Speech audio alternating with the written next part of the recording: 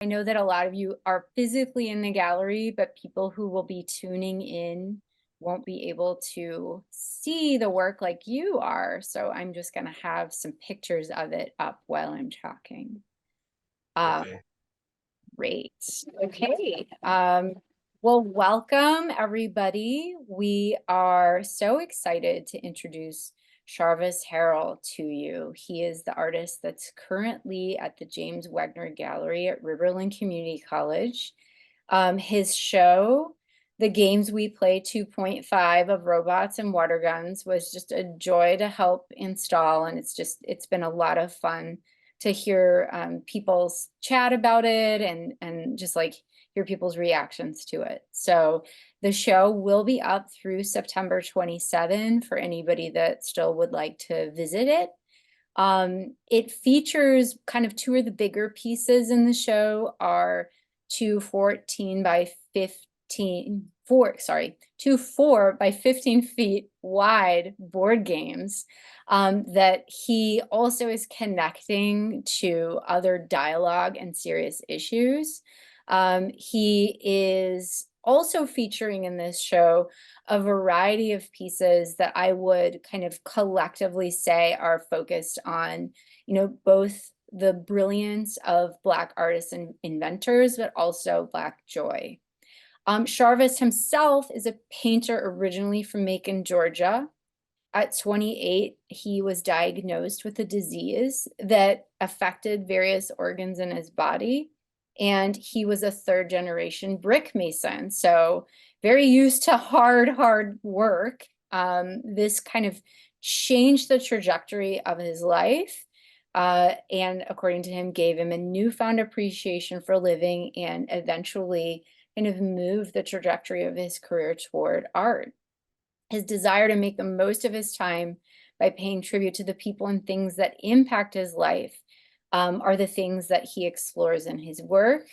And art became also a way of coping with losing both his original career as a brick mason, but also the changes in his health.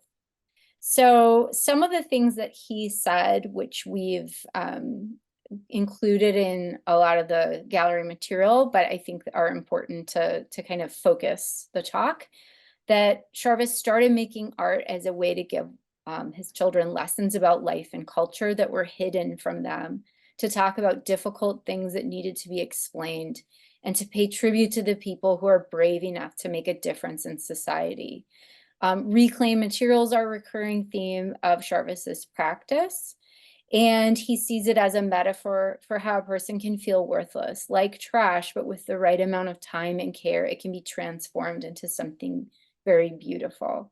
So seeing kind of the beautiful aspect in things that are considered waste materials were also a way for him to reclaim his own self, his own body.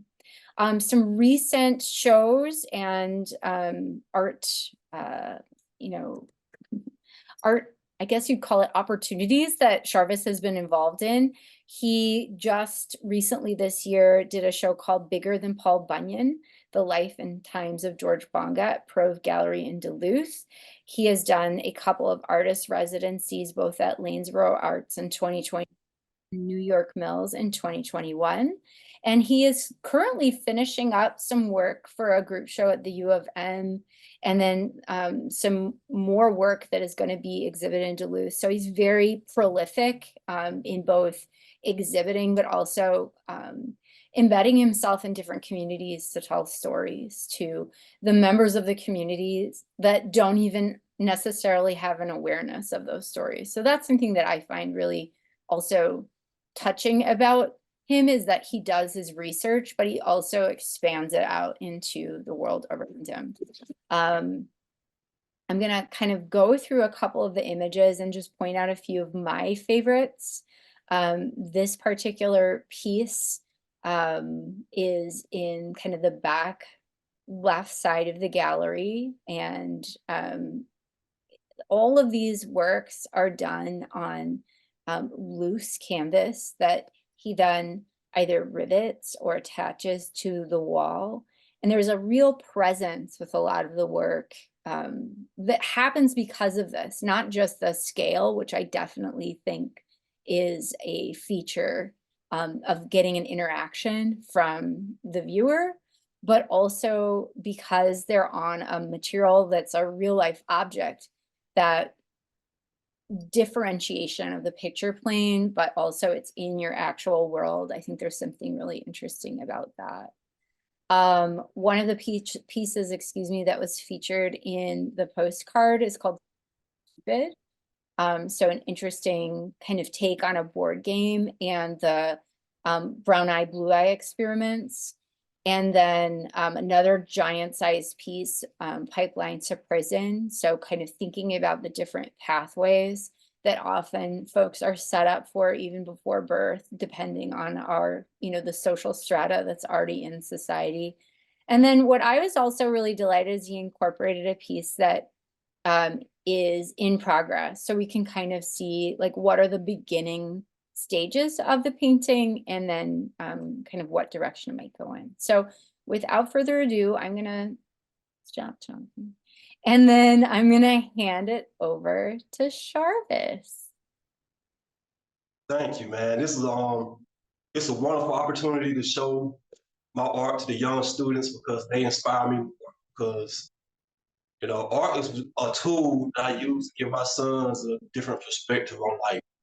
And I like to give kids a different type of awareness and to let them know they're powerful and they have a voice and things to say as well. Because when you see some of my art, I know some of the students are thinking that, hey, I can draw that good. So, I want them to think that they can draw a lot better than me. They probably paint a lot better than me. So if they have something to say, just get it out and let that message be said.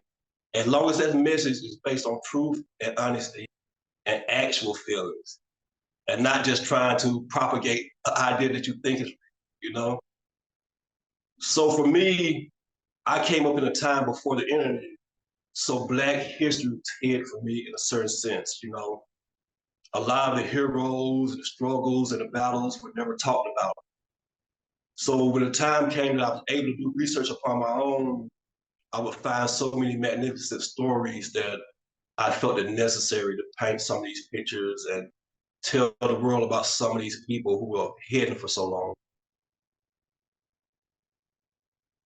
But also, like, part of my natural element is absurdity. I love absurdity, and that's a natural tool for me when it comes to art. And so when I see something like a school shooting, to me, which is totally absurd because in a country of this, we're the only country on the planet that has that epidemic of school shootings constantly. So it's an absurd to me. So to talk about it, I use an absurd way to talk about it, to the board game. Because something so serious and so sinister, you would think that the way to approach it would be serious and sinister, or to get those motives out. But I wanted to talk about it in a way that, we just almost laugh it off. So I wanted to bring that absurd notion with the board game. Because when a school is shot up and people say thoughts and prayers, that is just almost laughed at them.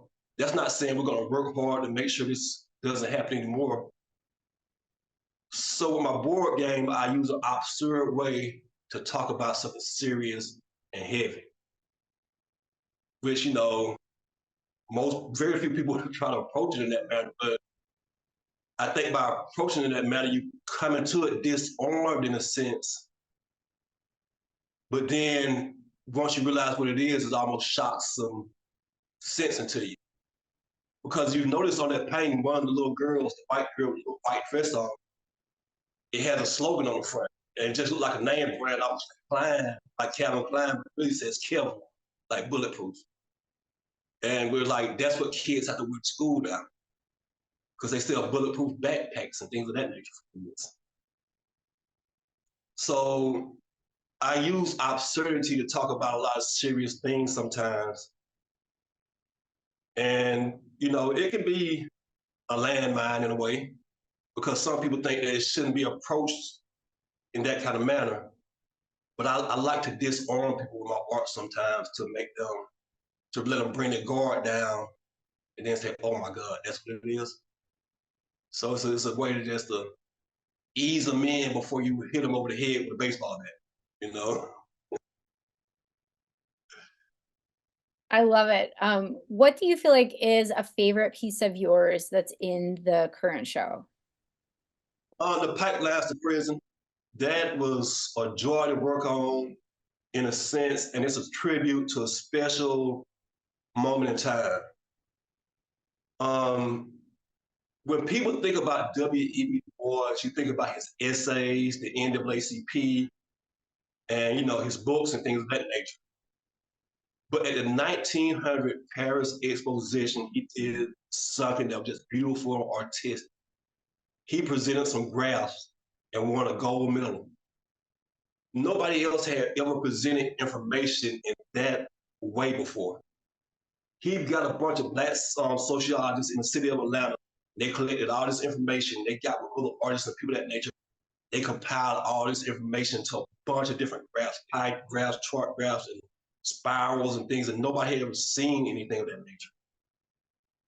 And the graph was based on discrimination in Georgia at the time. And so me being from Georgia and looking at those graphs and how beautiful they was and how they conveyed information, I used that as like an inspiration for the way this information would be set up as a board game to look like a progression of the board game. But in seriousness, it's not talking about racism as much as it's talking about being born into a social structure.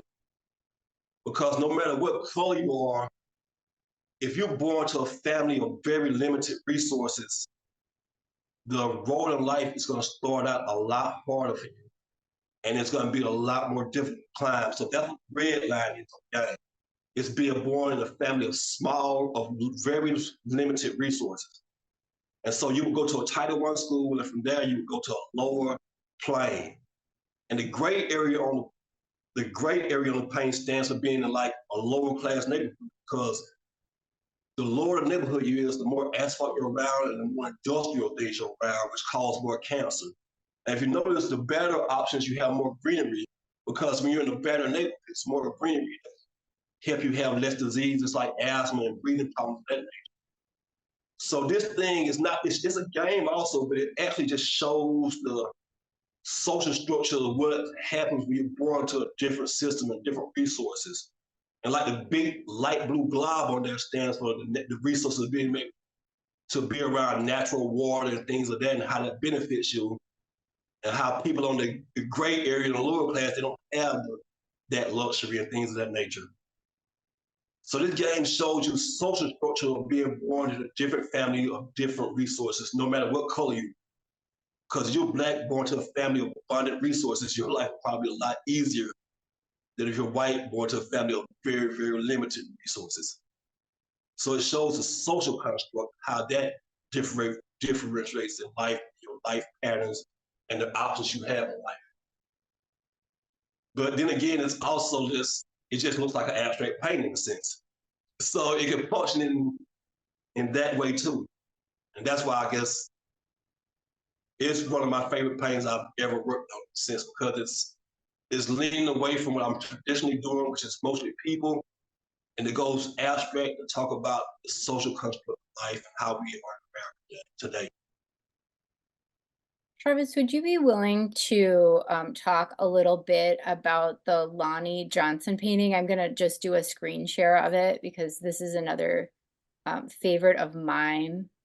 And to me, this painting, the one of Tamir Rice, and like a couple others, have this combination of areas that are very finished, like in the face, and then areas that are more raw, which I think is interesting. But I just was wondering if you could tell us a little bit about the subject of the painting, because it was new information for me, and kind of what the painting means to you.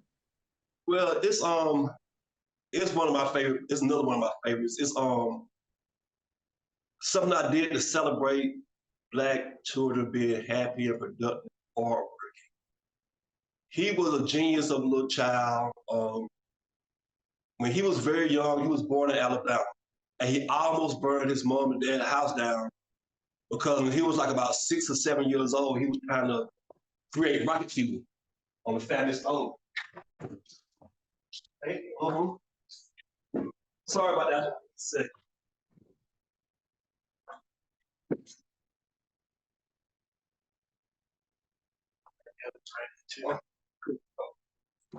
So, so when he was a little child, he was building rocket fuel on his mom and dad's stove and I'm burning the house down. And his dad said, you're very smart and industrious. You almost did it, but we would like our house, so we're gonna build you a shed in the backyard. Whatever you want back there. So as a young child, he was so smart, all the kids and even grown-ups in the neighborhood called him professor. He was just that brilliant. And when he was a young man in a science fair project, he built a robot. And that robot won like first prize in the science fair project. It wasn't like a sophisticated robot that people call now, but it was this box-like thing with pneumatic levers and things of that nature. The arms were moving. They had like a tape thick thing for eyes, and it was very sophisticated way ahead of its time for somebody at that age to create. And he went to school and became a rocket scientist and ended up working for NASA. So at NASA, that's where JPL comes from. He worked at NASA for a division called Jet Propulsion Laboratories out of California. So, and you know, jet propulsion, that's something that's rocket science. So, but one day at home, while taking a shower, he was thinking about water guns for some reason. And he got a Coca-Cola bottle, some tubing, some PVC pipe, and some tubing. And he put some tubing to the Coca-Cola bottle, the 2-liter bottle, and a PVC pipe in it, pumped it up, and it shot amazing apart. And he said, I'm gonna make a gun out of this. So he built a super soaker water gun like that. As just a hobby, something in his spare time while being a rocket scientist. The sad thing is he never got the royalties for a long time. He had sued her for $54 million to get his money back. But he finally got paid and he's still inventing a lot of things today. But his name is Lonnie Johnson, and I want to just show the ingenuity of somebody when they just use their creativity to just let it branch out, you know? Because rocket scientists just don't belong to the rockets, use toys and games and everything like that. So it just shows how a creative person can cross paths and just make a brilliant thing to make a whole bunch of kids smile, you know, because he brought a lot of joy to a lot of kids. So I did that painting to show that.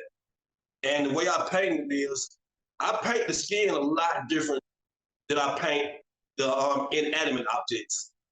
Because I want the inanimate objects to look very inanimate. I don't want them to have the same kind of feel as the person. So with the people, I start with an old-fashioned technique of what the old masters do with the different tones of backgrounds. Like the undertones of the skin might be purple and yellow. So when I paint somebody, I paint them purple and yellow, and then I glaze them with a light brown, so that the yellows and the purples come and shine underneath it. So when you're looking at that painting, it's purple and yellow, and then I glaze it. So after I glaze it, it has like a sheen and almost a wetness to it, a sense. And then with the clothes, I just write at the bottom most of the time. I mix them up a little bit, but it's a duller painting time. So the clothes look dull and just lifeless, and the people look like they have a lot more life to it. Yeah, I totally see that. That's something that I absolutely noticed when just kind of looking at the work up close, but even in it reproduced, you can really see that difference between the tones. Would you be willing to talk a little bit about the Tamir Rice painting? Let me share it. Just number one, I think this one was, it's like very heart-wrenching to me, but also the color is so bright that it kind of keys into that joyful quality of a lot of the other work, but also just has this sadness, and it reminded me a lot of like a religious icon. That's kind of something that I noticed right away. Yeah. The primary colors, using a lot of primary colors as a palette simplifies things a lot in a sense. It brings about a childlike nature to things, and it looks very childlike, just primary colors. So that's one key element that I want to show childhood specifically. And then the big bullseye and freeze, that it's like they were shooting him before they even got freeze out their mouth. But it's also supposed to be like a metaphor for freeze tag in a sense. Where it looks like a game, and it looks like something playful sense. But in reality, it's the last few things he heard. And in his hand, you can see the faintness of a toy gun. But, there's no time to say whether it's a toy or not. People are seeing a black child. And the bird in his hand is the NRA eagle.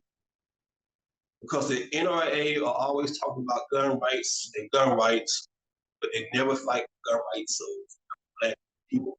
So they have the right to own guns too. So it shows like, maybe if the NRA were inside things like that, they're not designed for that nature. They're designed for white demographic others to be outlawed. So I use that little bird as a metaphor for that. He was never supposed to have a bird, any kind, because he's a black man. And it definitely, what I thought was interesting too is sort of that like dual nature of the eagle as supposed to be representative of that, but also the United States, or like the parallel with like a piece, like a dove, that might be in a traditional Christian iconography, like a religious icon. So really kind of has a lot of different layers to it that I thought were pretty interesting. I'm wondering, so I've been asking a lot of questions because I love asking questions. But I'm wondering if Dom's class has some questions or if Dom would like to weigh in. My class might have questions, but I am down in my office. So if I'm going to just put this out there, because my class can hear me, but the mic doesn't work in the computer in our watercolor room. If you have questions, class of mine, type them in the chat. Maybe get a brave individual in watercolor class who can take the question and type it in. But I'm going to hand it over to Dom. Okay, so I'll unmute. Charvis, you and I have had a chance to talk and interact somewhat. And Yes, indeed. yeah, one of the things that I really appreciate about your process is the daily habit of getting to the wall. Can you talk a little bit about your relationship to the wall and why it's the first thing in your head when you're out of bed and the last thing in your head before you go to bed? Well, I mean, I've heard an artist say that if you wait for inspiration, you will never paint. So if you had this need to be inspired to paint, you would sit around forever waiting on that feeling. You really have to get into the habit of making work daily, regardless if you want to or not. If you're going to be an artist, that is your job, so you got to make art. You can't wait for the feeling to come to you. You got to have the habit and the desire. And it's not easy to come about when you're young because you have so many different wonderful things that you could be doing besides sitting in a room by yourself staring at a wall all day. But it's therapeutic in a sense because that's part of the practice. It's that therapy of daily going at it. And with me, art isn't just about the final product of the painting. It's about the things I learn about myself while I paint and the journey I go on while I paint and the mental exercises I do and the research and how that relates to me being a better person. Like I've heard people say, if you do what you enjoy for a living, you'll never work. Well, I enjoy this, but this is hard work, and it's very hard work, but I enjoy it and I get pleasure from it. And that's part of the process of being an artist. That it's hard work. It's thankless work a lot of days, but it's going to bring out the best of you.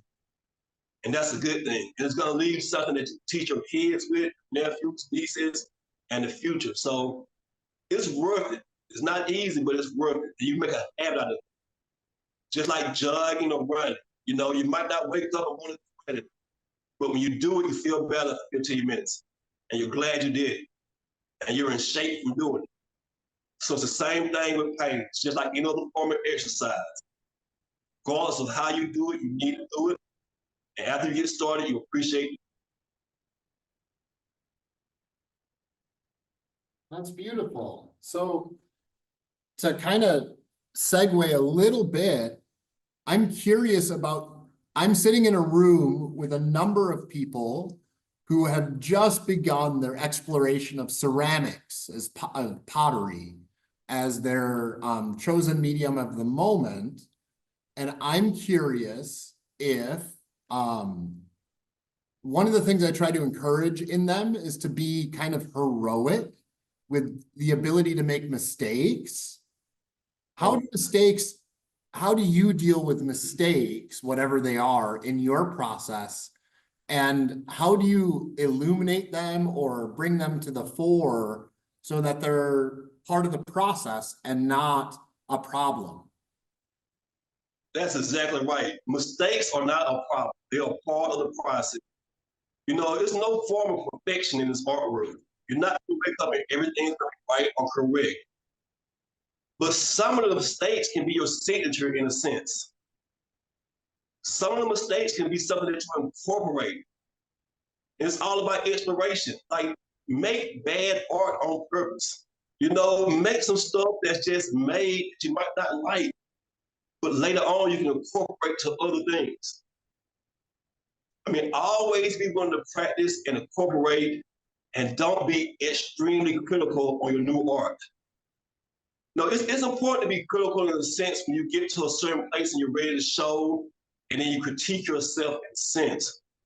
But while you're in the process of exploring and making, make terrible art all the time. Make good art, but that terrible stuff is going to lead to the best stuff you can ever make because it's experimental and it'll be so different from what everybody else is doing. If you just make perfect bowls and cups and things of that nature without any kind of imperfections or slightness to it, it can look robotic, you know?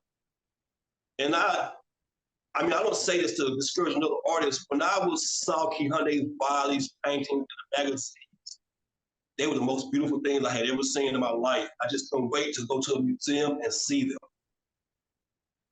And then when I got to a museum and I saw them, it looked like something made with a laser jet print. It just looked that smooth, crisp, clean, and perfect. No brush strokes, no nothing at all. And I didn't like it. You know, I just don't like it. It didn't see any human interaction. It looked like something a computer would have done. So those mistakes and those brush strokes and those small drips sometimes, they're okay. It tells the world that a human being did this. I like that a lot. I would agree for watercolor too. I hope that they heard that because it's hard to embrace the water, but that's part of watercolor. um, so Deal with it. It's okay. Yeah. Yep. We got a couple questions in the chat, and for any of my folks tuning in online, feel free to throw questions in the chat or just unmute yourself. You can ask them too. So did you participate in any of the George Floyd paintings? So I'm thinking like the paintings that's one of the questions from the chat.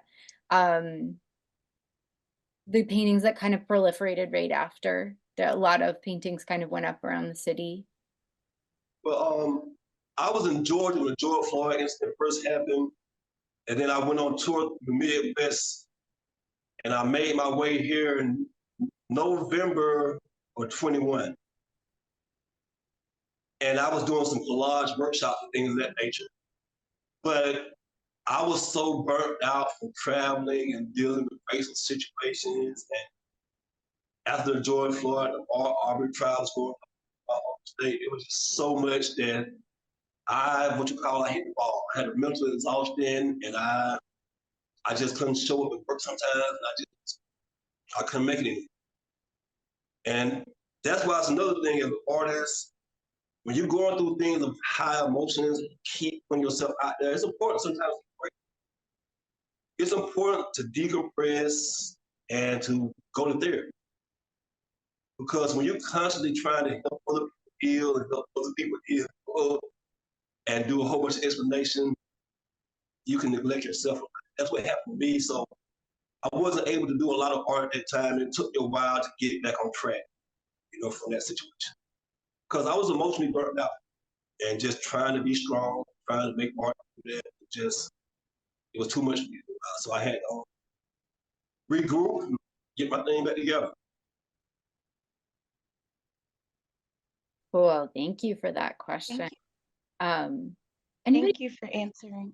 Sorry. You Hi, can- my name's Aria. I'm the one who asked the question, and thank you so much for answering and allowing me on to listen to you. Your art, it's wonderful. I'm a nursing major, and art for me has been a little challenging in watercolor because I'm very hard on myself. But to your point of it's okay to mess up, it makes the best art. I'm just excited to see where I am at the end of this, and I thank you so much for your time. You're so welcome, ma'am. I hope I can help inspire you more and it's a passion of mine to help people realize that they're artists too. Everybody's an artist. It's just sometimes, every kid is an artist, but we grow up, we just forget. Thank you. Thanks, Ria. Dom, do you have any other questions that you wanted to ask? Does anyone have a question that they would like to ask? Okay, I don't think so. I think we're doing okay here. Okay, and then I think we maybe have our questions from the chat. Charvis, this was such a delight for us. We made it happen on 2 campuses and at your studio location. That's impressive. I hope that Appreciate it. get a chance to see the work up close. It's beautiful. And you can explore more online. Charvis has been very busy in the last few years. And what is upcoming that people can kind of look out for in the near future from you? Okay, I'm going to be at the University of Minnesota in Minneapolis in October through February.